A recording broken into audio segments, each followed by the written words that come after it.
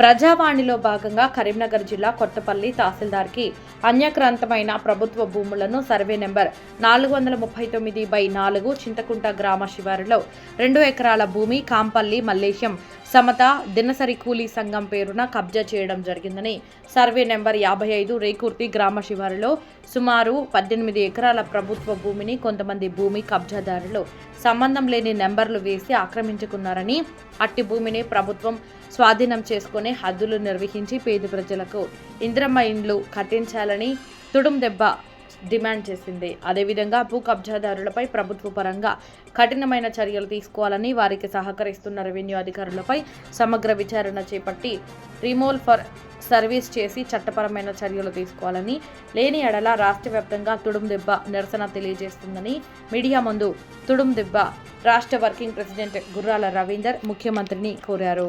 గౌరవ ముఖ్యమంత్రికి కరీంనగర్ జిల్లా నుండి తుడుందెబ్బ పక్షాన ఒక వినతి పత్రము ఇవ్వదలుచుకున్నాం.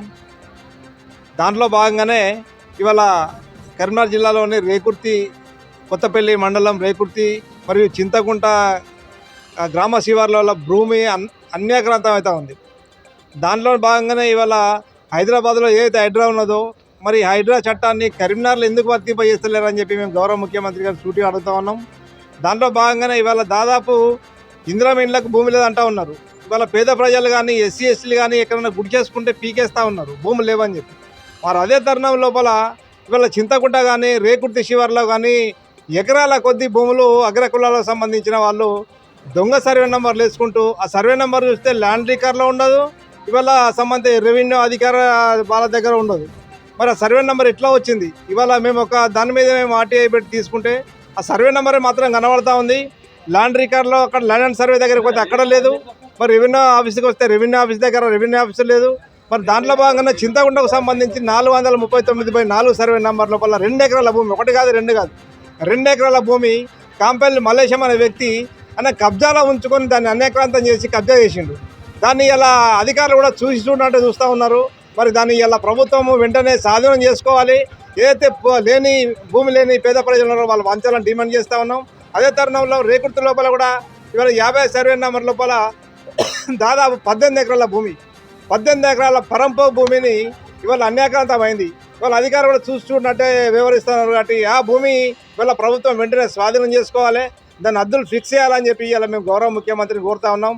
వెంటనే ఇవాళ కరీంనగర్ లోపల ఏదైతే అన్యాక్రాంతమైన భూములు ఉన్నాయో ప్రభుత్వ భూములు, ఆ భూములను ప్రభుత్వం వెంటనే స్వాధీనం చేసుకోవాలని చెప్పి ఇవాళ మేము తుడుందెబ్బ పక్షాన్ని డిమాండ్ చేస్తూ ఉన్నాం.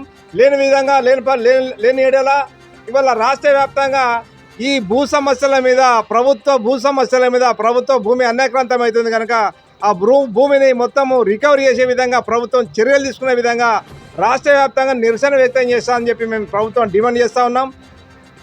దాంట్లో భాగంగానే ఇవాళ గౌరవ రెవెన్యూ మంత్రి గారు కూడా ఎందుకు దీని మీద స్పందిస్తలేరు?